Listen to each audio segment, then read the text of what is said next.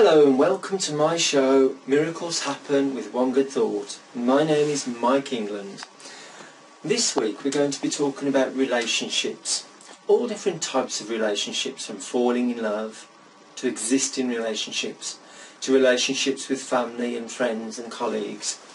We're going to talk about how you can utilise the power of thought, the law of attraction, to actually create better, more fulfilling relationships within yourself. So first of all, let's talk about the relationships. Let's talk about a relationship of two people together, falling in love. So what is love? Why do people experience difficulties within love, within relationships? Well, when two people meet and they feel that initial attraction, in other words, their frequencies are matched, they're a vibrational match to each other, they get on quite well, get on, laugh, have fun, build a fulfilling relationship together. Then why do those relationships begin to fall apart? Well, usually it's because one or the other wants the person they're with to behave in a way that pleases them.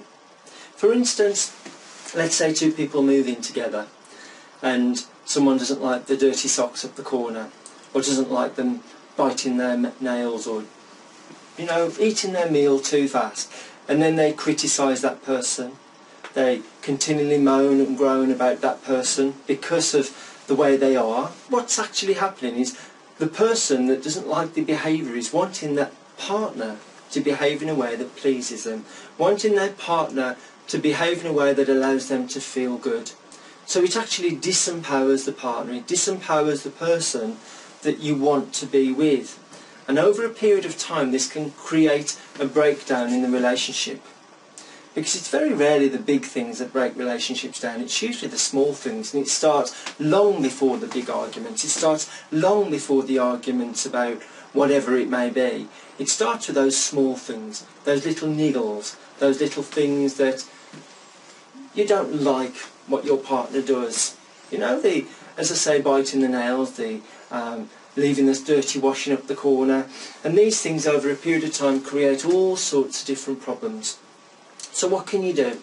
Well, for an existing relationship, the first thing to do is to actually take your attention from the things that bother you.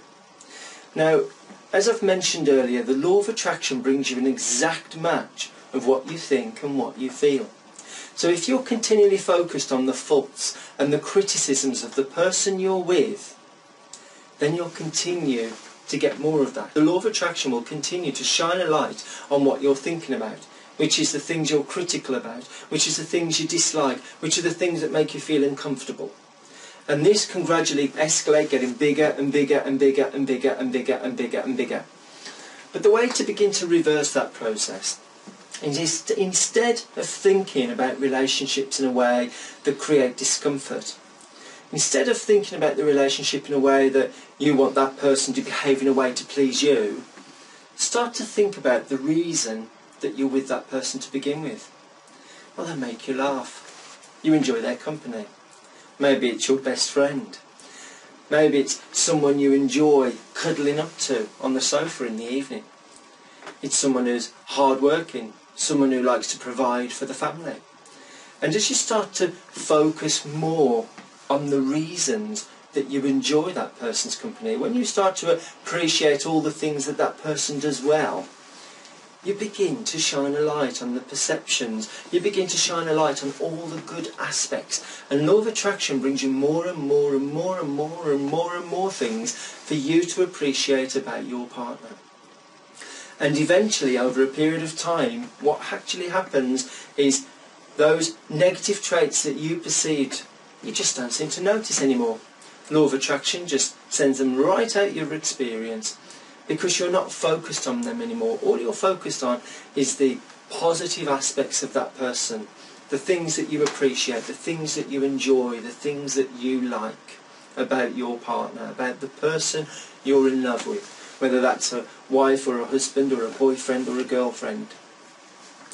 So begin today, begin to appreciate the things that you enjoy about your partner, just because it feels good for you.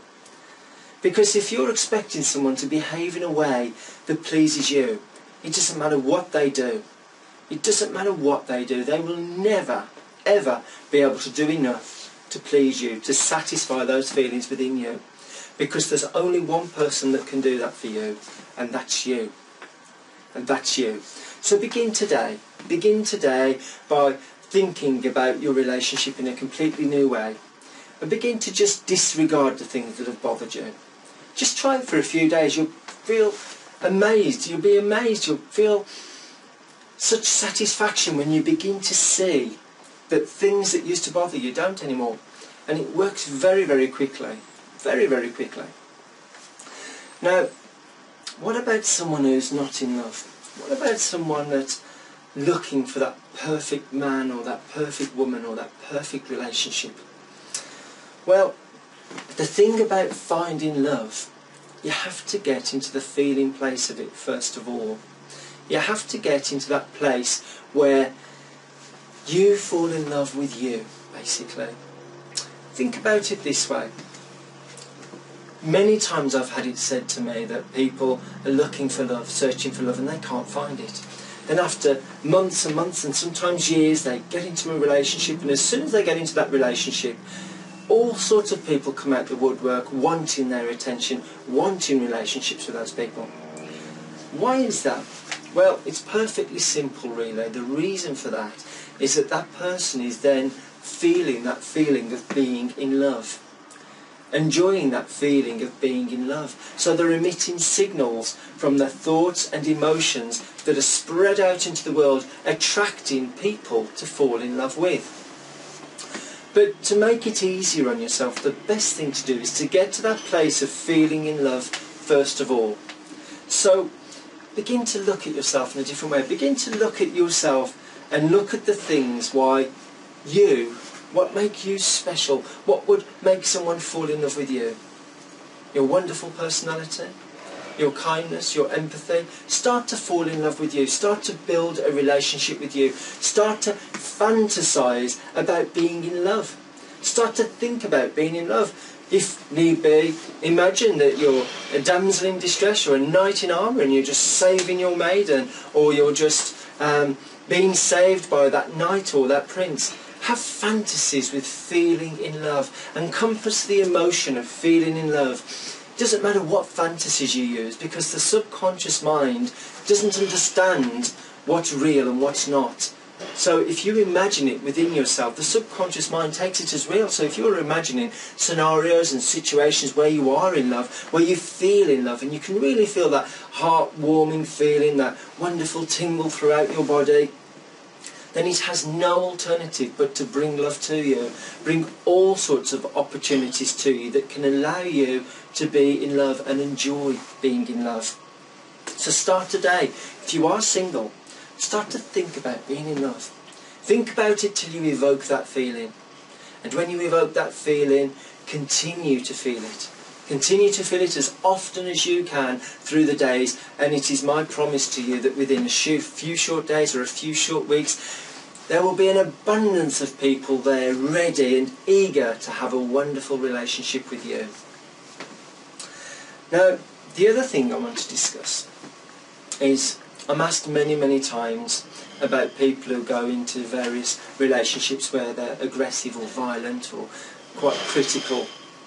And I've touched on this in a few of the other shows. Now, what can happen is many people can say to me, well, I've got out of that violent relationship, and then they go into another relationship, and it may not be violent, but it may be mental abuse. And then they end that one and go into another one, and that may be just as aggressive, just as violent, or just as, knocking that person's self-esteem, just as critical. And the reason for this is the emotional state hasn't changed. The person within that relationship has got this pattern of thought in place that they're out of control, that they're being controlled by the individual that's there, that they have no right to be in control, or that they feel a victim to circumstance. Now, in some situations, not all of course, because everyone's unique and everyone's individual, in some situations, if someone's been or experienced or observed a violent situation, maybe through childhood, or even just friends who've been through that. And then all of a sudden, that individual goes into a similar relationship. And the reason for that is it's perfect law of attraction. You've attracted that situation through observation, through feeling it, or through experiencing it. So what can you do to begin to change that? Well, the first thing to do is to begin to change those patterns of thought that created it to begin with. So start to think about what a relationship actually means to you. Does a relationship mean equality? Does a relationship mean that your opinion is as valued as others? Does a relationship mean that you are free and independent?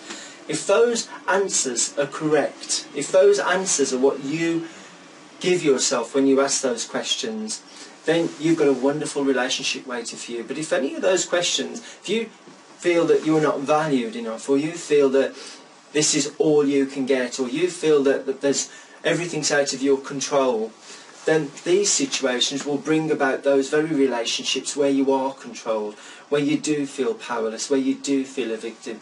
So you can begin to change it right now.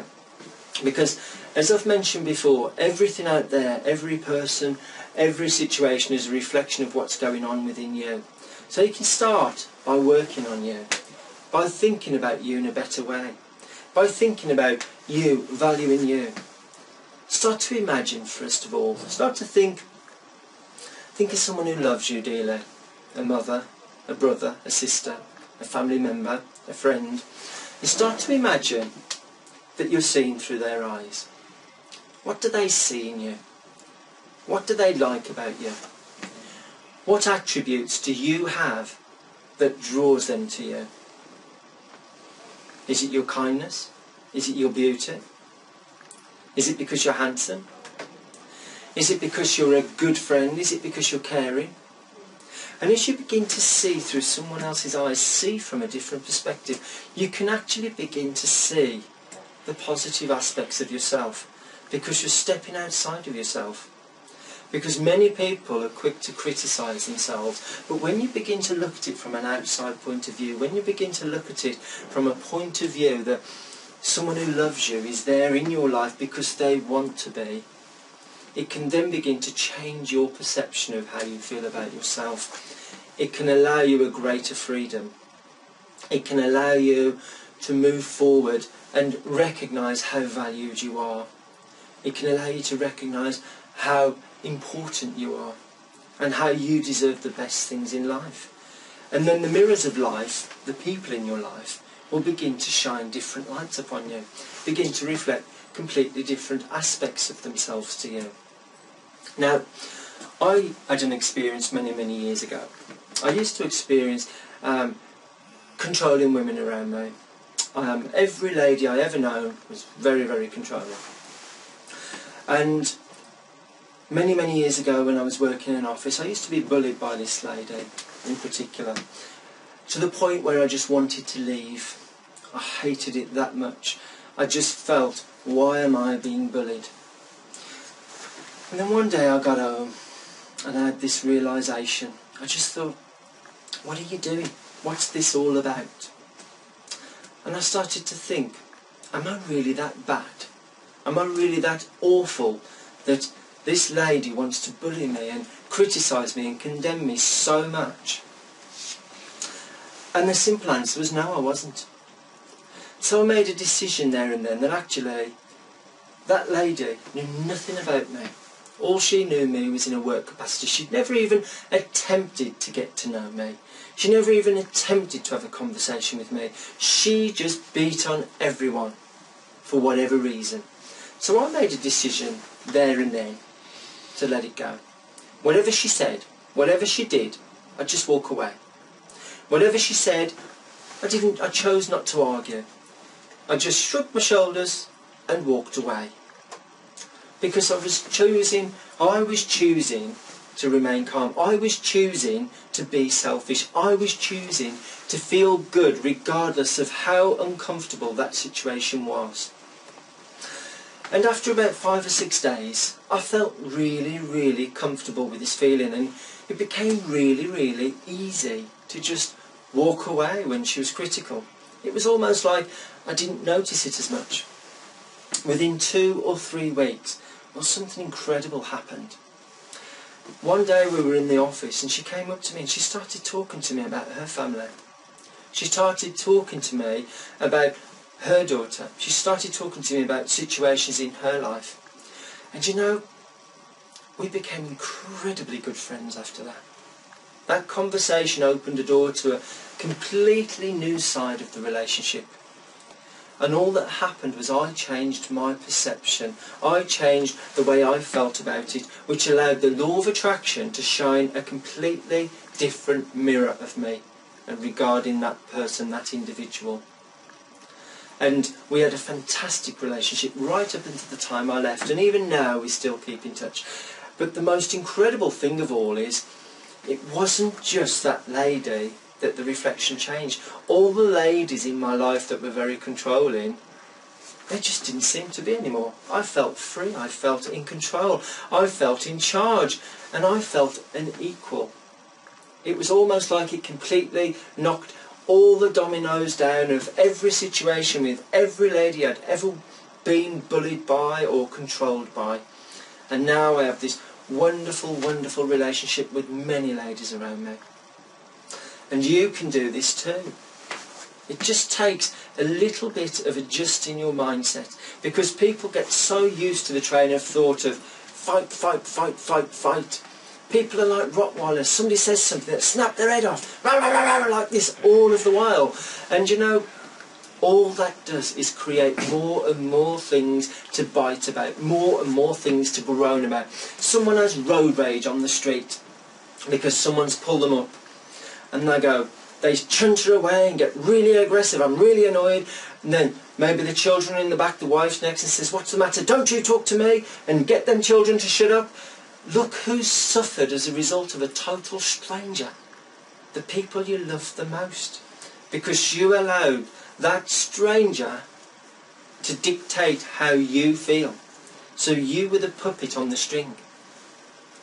Now that was a very extreme example with the road rage situation, but what I want you to understand, that everyone in your life, no matter how powerful they are in your life, is affecting you.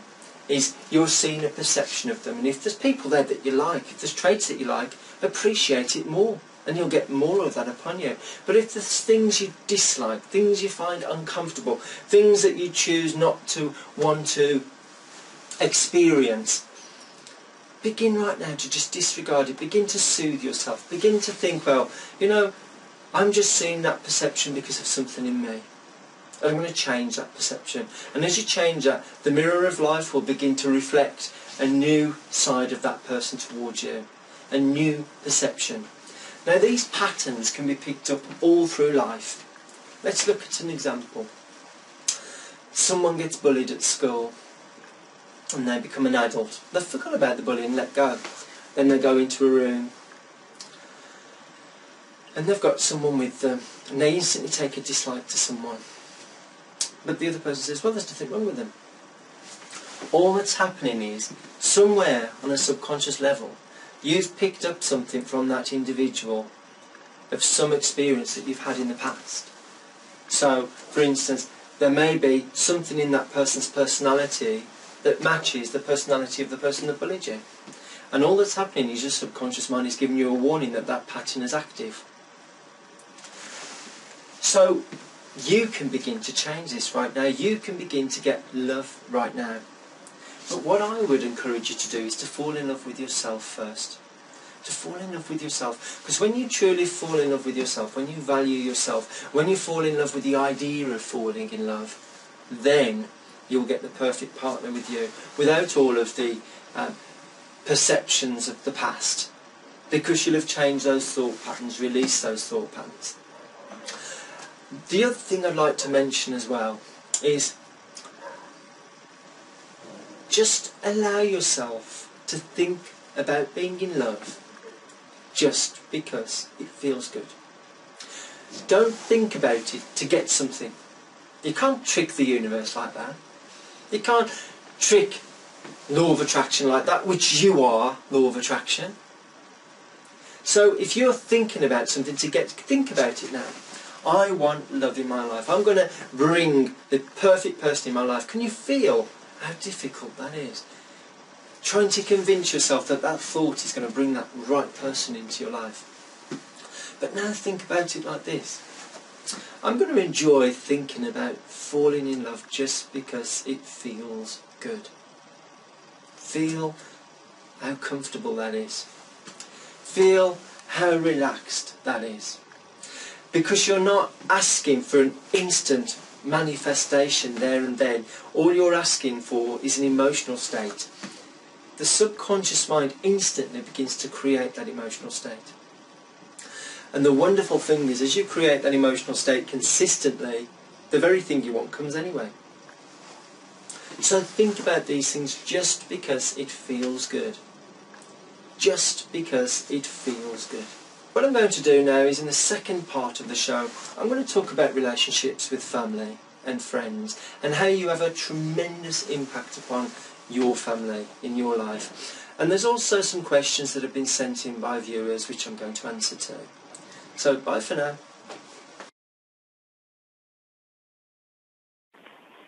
Since I met Mike England, my life has changed dramatically for the better. I found him so empowering. I just can't express how much in my life I've made changes for myself through the work that I've done with Mike.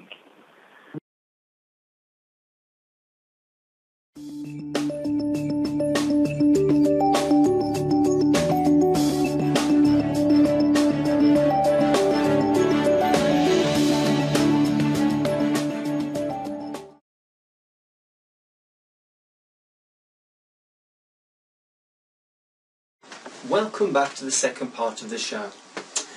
What I'd like to discuss now is your relationship with family. Now, many people experience conflict within family throughout their time, especially parents and children. Why does that actually happen? Well, the primary reason is because you want those people within your family unit, your children, or your family, your cousins, to behave in a way that pleases you, whatever that may be, whether it's cleaning up their room or tidying up the house or getting in at a certain time. You want them to behave in a way that pleases you. And when you want someone to behave in a way that pleases you, it's a restriction of personal freedoms. Now, I do understand that there is a very, very strong need for boundaries, especially with children, but within those boundaries there should be certain elements of freedom, of choice. Now, one of the things that parents talk to me about is their children not behaving or not doing exactly as they're told to do. And what I've found through the years is that parents tend to use very assertive words. Don't, should, will, try, no. Just feel those words. Don't do that. No, you can't have that. You should do this. You will do this. You try and do this. Can you feel it's like an uphill struggle? Can you feel the effort within those words? Those words create tremendous restriction, whether it's in an adult or a child, because those words are very assertive. They leave no room for negotiation whatsoever. And we all like personal freedom. We all like to feel that we have a choice. So by using softer words, as an example, I was speaking to someone once. It was at my parents' house, and one of the children refused to put their coat on. My brother turned around and says, "You will put your coat on. It's raining outside." And my brother's child is about 6. He moaned and groaned, "No, no, no, no, no, I'm not. And he was very insistent he wouldn't. And I just says to my brother, I says, "Can I just take him outside with me?" And I put my coat on. And I said to him, I says, "Come on, let's go outside." I says, "I'm just going to get my coat because I don't want to get wet." And we went outside. And as soon as we got outside in the rain, the child said to me, "It's a bit wet, isn't it?" I says, "Yeah." I says, "What do you think you ought to do about it?" "I think I'll go and get my coat." Now, that child put their coat on, and the only thing that happened was that child had the freedom to make that choice. It's the same with the fire. I've got a friend who lives in Horsham, and her son from a very early age was fascinated with fire. And most parents would go, you don't go near the fire, don't go near the fire. And that's like a red rag to a bull. They instantly draw into the fire, but she didn't do that.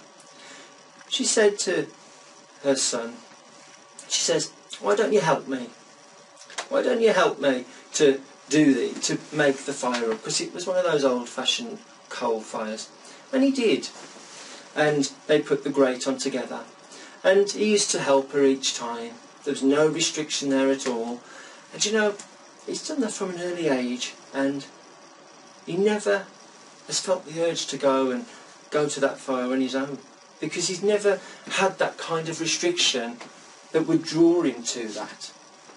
Now, I suppose the point I'm trying to make is, by allowing children choices within the boundaries that you set, it gives them a greater sense of freedom, a greater feeling of wanting to cooperate. For instance, saying to someone, try and do your best. Can you imagine that? Try and do your best. It's an incredible scale to try and overcome. But if you say to someone, you just go in there and just have fun. You know, your mind has the capacity to remember anything you want. Just go in there, calm and relax. You know, just have a go. It doesn't matter either way, just have a go. Can you feel how comfortable that is? And it reduces all the pressure of those words, try, of those words, will. There's always a better way, and I tend to use submissive language with children, because when you use submissive language, it allows them a choice. And when they have that choice, then you get more out of them. They perform better because they feel freer. They're more willing to cooperate because they feel freer. Now, what about other members of the family? What about cousins, brothers, sisters, and all the various arguments that go there? Well, the simple answer is, as I've said this several times during this show, the only reason there is dissension is because you want those individuals to behave in a way that pleases you. That's it. You want those individuals to behave in a way that pleases you. Why not, instead of wanting them to behave in a way that pleases you, why not be selfish to you? Why not let go of the petty things that have been bothering you about that individual? Because all they're doing is shining a light on something inside you anyway. Why not just choose to be selfish for you? And by that I mean be selfish enough to do things, to feel things, to think things, to experience things that only feel good to you. Because the thing about feeling good is when you feel good, everyone benefits. Everyone around you, they benefit because you radiate that joyousness, you radiate that happiness, you radiate that fun. And it's incredibly soothing for you too. And as you begin to do this, you begin to see different perceptions of those people around you. You begin to see the universe begins to shine a different light on those personalities. Personalities that used to bother you stop bothering you. Because everyone in your life is reflecting some sort of aspect of you, which is why you're experiencing it to begin with. That's why one person can experience something and another can experience something else, because of the history that you have. But the thing about history is, it's gone. It doesn't exist anymore. Draw a line under it. Let it go. You don't want it back in your experience. And this is what I come back to from the very first show. Instead of feeling in the past, living in the now, and negatively expecting the future, let go of the past, live in the now, and feel and enjoy and appreciate the now moments, and look forward to the future in an optimistic way. And as you begin to do this, it is my promise to you that more and more things you will begin to benefit in more and more ways. Because more and more people will be cooperative with you. More and more people will want to be around you. More and more people will want to be kind to you. There will be less arguments in your life because people won't want to argue with someone who feels good all the while. And if they do, they won't be able to get to you anyway because they'll be on a different vibrational frequency. So begin right now. Begin. Begin to start to look at the relationships around you. Let's give you a technique. I think that's a really, really good thing to do. I want you to pick someone now that creates great discomfort within you. Whether it's your mother, whether it's your father, whether it's a cousin, whether it's a friend, it doesn't matter who it is. Whether it's a son or a daughter, grandparent, just think of someone right now. And just for a few moments, just close your eyes. And just begin to think about what it is in that person that bothers you. What have they said? What have they done? What have they created in you that's created such discomfort, that's created such a feeling of whatever the emotion is, sadness, frustration, anger, whatever it is. And then, as you can feel that clearly, as you begin to become aware of it, forgive them. Tell them exactly the behaviour that they've done that's upset you. Let them know what they've done that's upset you inside your own mind. So, as an example, if they've made you angry, tell them why they've made you angry. Tell them it upset you that they did such and such in such a way. Tell them that it continues to happen. You don't like being spoken to in the way they speak to. Let them know exactly how you feel. And then let them know how much you really love them. And it's only because you love them that you hurt so much. And you want to move on from this. It's only because you love them that it hurts so much. And then find that wonderful, warm feeling place within you. And forgive them. Forgive them from the bottom of your heart. And just begin to appreciate the person that they are. Begin to appreciate that they have freedoms too, and they may be different to yours.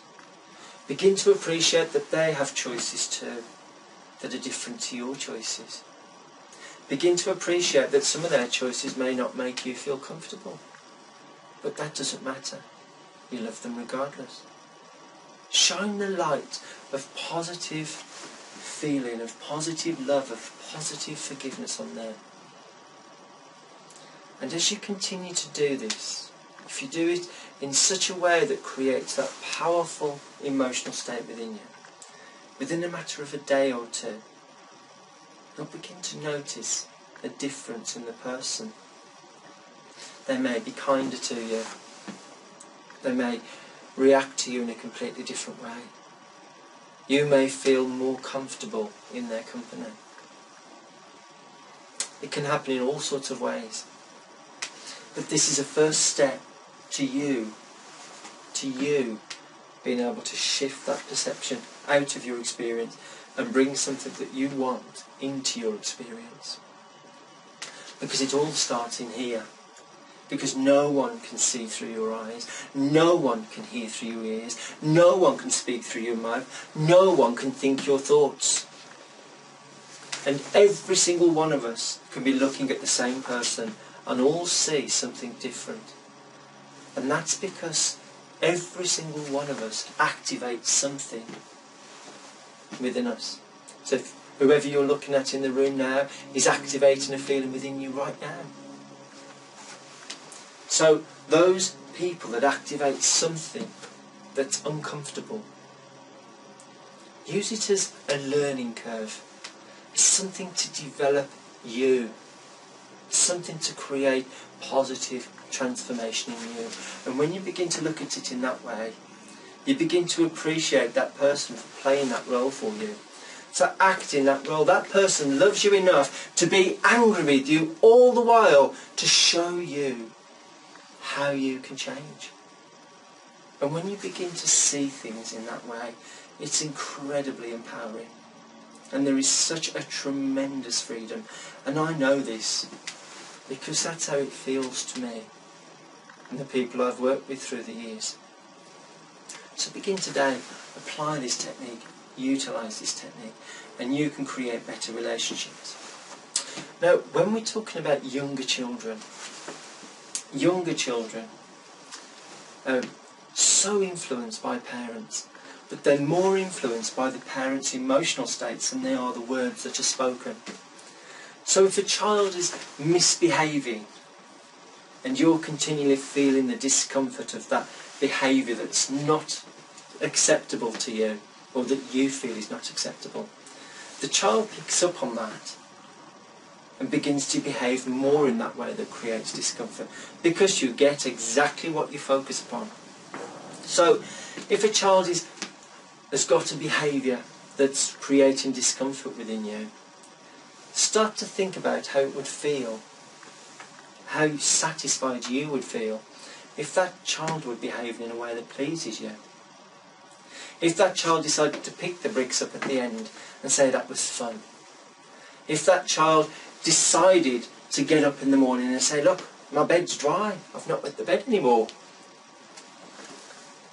And as you begin to create these thoughts within you, these emotional states, as you begin to shine the light of positivity on your children, instead of worrying, create ease. Instead of anger, create calmness.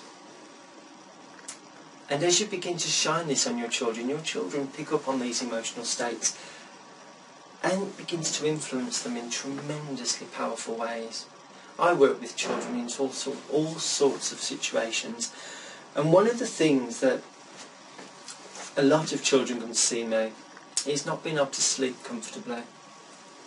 And in particular, there was this young boy that came to me, and he wasn't sleeping at all in the evening.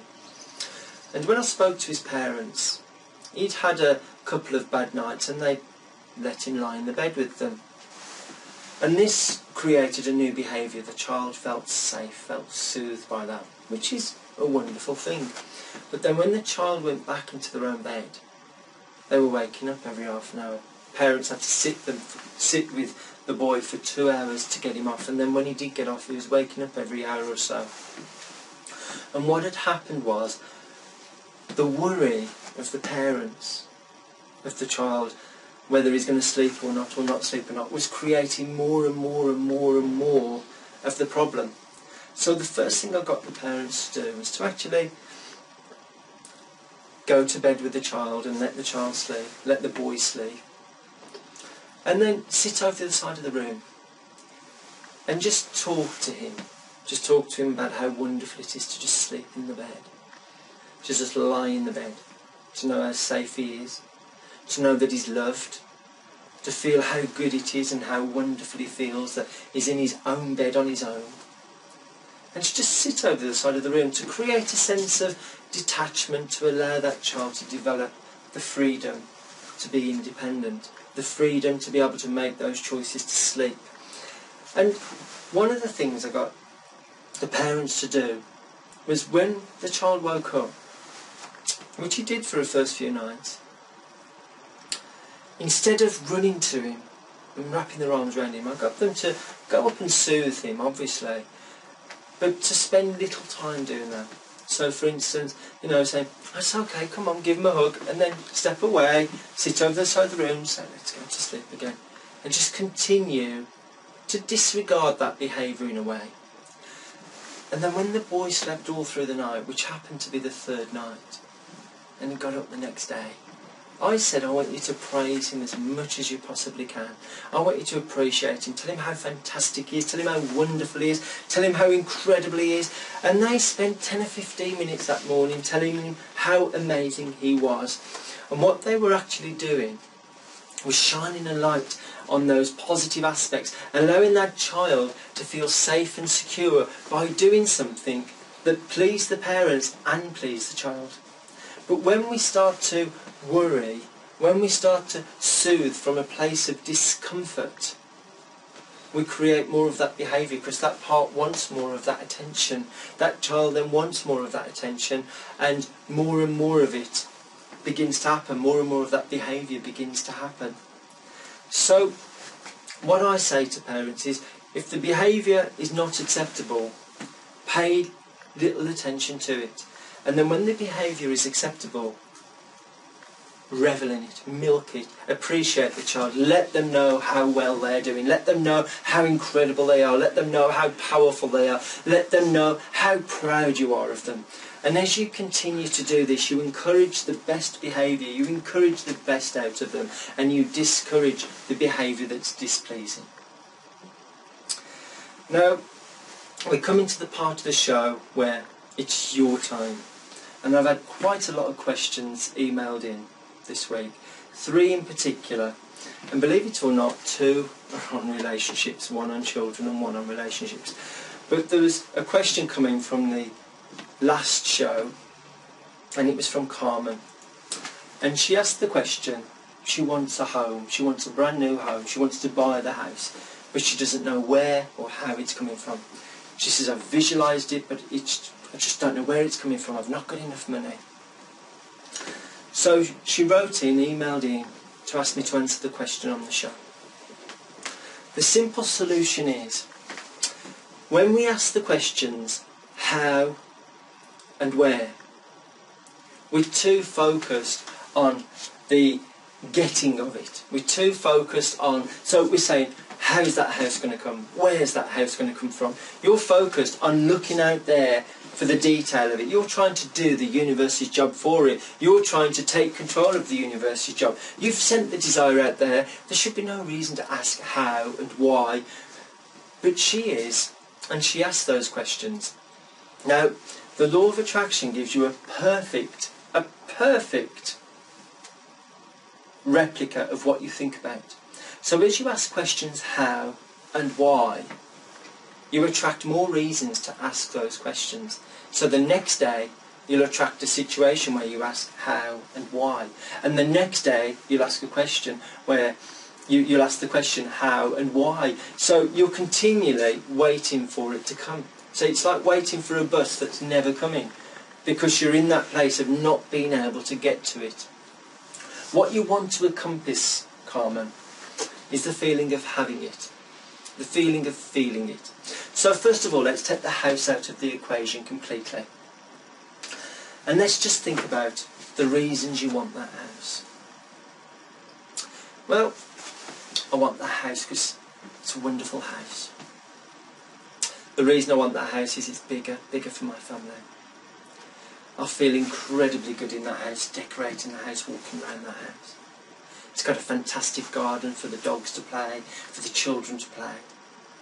There's so much space that I've got my space and the children have got theirs. It's just in a beautiful area, there's beautiful neighbours, beautiful countryside. And when you start to look at the reasons why you want it, can you feel how you're beginning to get into that place of having it, that place of feeling it? So as we continue forward, the feeling of ease of being in that place, to just walk in and feel the satisfaction of knowing that this is your place, Carmen. This is your place. Look at the lounge, look at the way it's warmly furnished, the incredible taste you have in furnishings.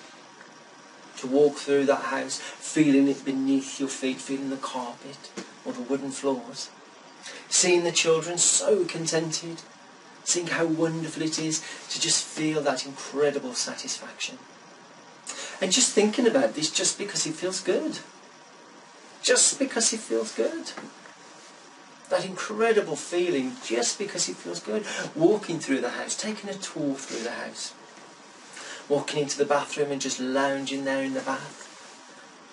Just looking around and just feeling that real sense of, this is mine. This is incredible.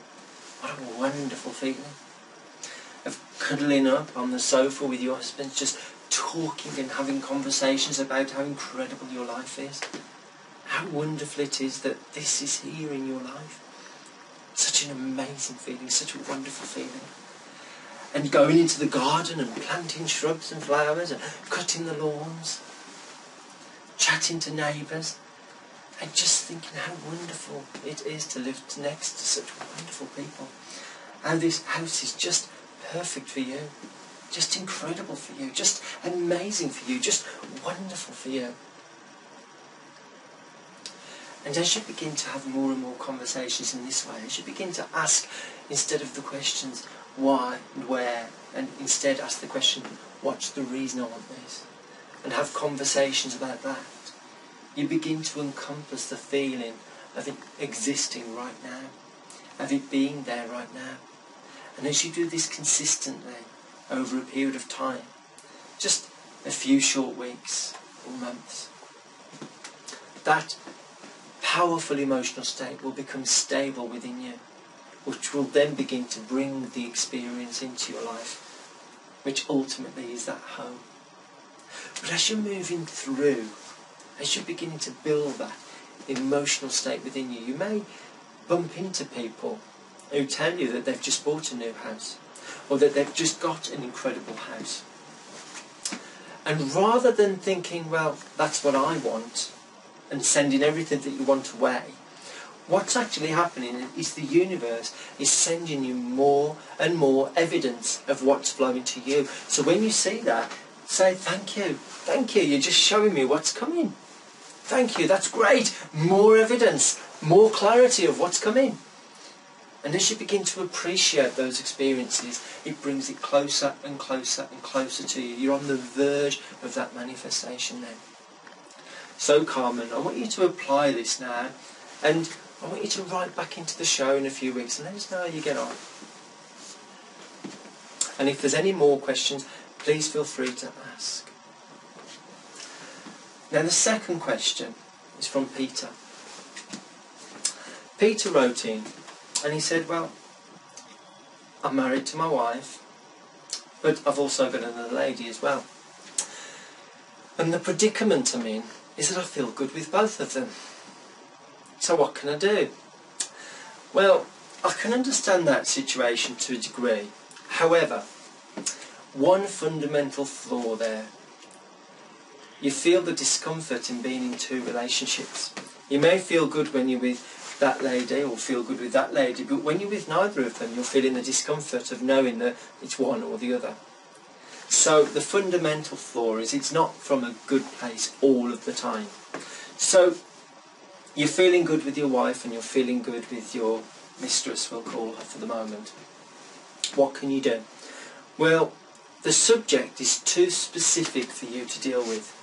Because to have to think about breaking up with that lady or breaking up with that lady creates too much dis-ease within you, discomfort within you, too much pain within you to think about that. So rather than thinking about which lady is right for you, why not think about it in a different way? Why not begin to think? Take the ladies out of the equation and start to think, it's wonderful to be in a satisfying relationship. It's wonderful to know that I go home at the end of every evening and can't wait to get home. It's wonderful to know that I am so fulfilled with my relationship, so satisfied with my relationship. It's fantastic to know that I made the right choice. It's great to know that I made that right choice and I'm on this path now, this path to greater joy, to greater love, to greater excitement, to greater passion. I feel incredible about the choices I've made. It was so clear to me. It just becomes so clear. I just knew exactly what to do, and it was so right. It's incredible. There's such an ease, such a sense of freedom, such a sense of power. I know I've made the right choice and I'm in a most amazing relationship, the most wonderful relationship, the most incredible relationship. It just fills me with tingles through my body. I'm just passionate about getting home. It's just an incredible feeling, just an incredible experience. Hopefully, Peter, you're in the right feeling place now watching this. But what I would encourage you to do, if you notice, we took the relationships out of the equation. We went right to the end. We focused on the decision as being made.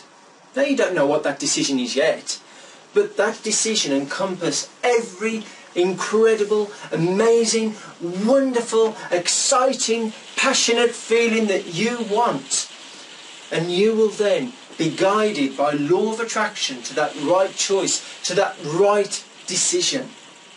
Let the universe take care of the detail. You just focus on your desire of a fulfilling relationship, one where you enjoy it. And the universe will take care of everything else. That's all that's required. So, go forth. Have many conversations with yourself like that now. Create that emotional state within you of satisfaction, that emotional state of how incredible it is, how excited you are. You know, that freshness of new relationship. And it is my promise to you that you will make the right choice. You will be guided, inspired to that right choice by impulse, or something will occur. It's not your job to focus on the detail. It's your job to focus on what you want to feel. And as you do that more and more consistently, it'll come to you. It'll come to you.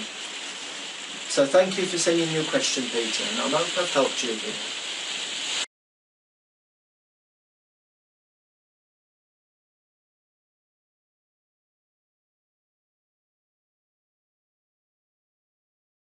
And the last question is from Carly. And she wrote a question in saying about one of her children wetting the bed. And it was creating some concern for her as she was getting older, and nothing she did was stopping her from wetting the bed. And she was quite concerned for her child because it was, uncomfortable for the child and creating distress within the child. Now, one of the things I said to Carly, and I talked about it many, many times today, and I will continue to reiterate it so that you understand it completely, is that when we focus on the behaviour that creates discomfort, you get more of that behaviour. So as Carly continues to soothe her child for that behaviour, as Carly continues to focus on the worry and the concern of her child wetting the bed, she's going to get more of it, because the universe has no alternative but to bring more of that to her, which results in the child wetting the bed. The best thing that you can do, Carly, the best thing that you can do for you, first of all, is to start to think about this in a different way. Start to imagining your daughter coming into your room in the morning with a great big smile on her face, saying, "Mummy, Mummy, Mummy, look, my bed's dry. Look, look." And just start to feel that, Carly. Start to feel how good it feels that your daughter is incredibly joyous that she's got a dry bed. And as you continue to focus on that, just 2 or 3 times a day, the universe will begin to move things in a completely new way, so that you will get the result of what you focus on, which is your daughter having a dry bed. Now, as for your daughter, rather than bringing her attention to the wetting of the bed, try to disregard it. And for instance, let's say her bed's wet, so it doesn't matter, it's perfectly okay. Do you know something? Tomorrow you're going to do really well. Tomorrow, when I wake up with a dry bed, I just know it because I believe in you, I trust in you. You're a wonderful child and I love you so much. No, it's just a little accident. And I know you can do it because I believe in you. You're incredible, you're my daughter. And I always think the best about you. And as she begins to talk to the child in this way, she's also got the benefit of the child being focused on a dry bed too, which will allow the child to actually believe that she can sleep through the night without wetting the bed. And with the benefit of the parent focusing that way, because parents are such a powerful influence on children through their emotional states, through their vibrational states, your thoughts and guiding your child's thoughts in that way will see massive improvements within a matter of days, if it's done consistently. And I would love to dearly hear from you, Carly, in a few days. So maybe you could write back in and tell us the results of the exercise that I've given you today. And I can promise you it works. It works tremendously well. So please email us back in and let us know the results, and we'll talk about them on the next show. And now we've come to the end of this show, and it's the end of the free subscriptions too. Now next month I'm going to be doing 2 shows all about abundance and getting money flowing in your life. We'll be talking more about techniques, more about details. I'll even be doing live techniques on the show for you, so you can listen to it and do the technique whilst watching the film. And the shows after this will be £10 per month. And each month they will be on different subjects, whether it's relationships, health, money, addictions, weight control. So just look out on the website, or if you're subscribed to the website, you'll get emails coming through telling you what the next month's show is about.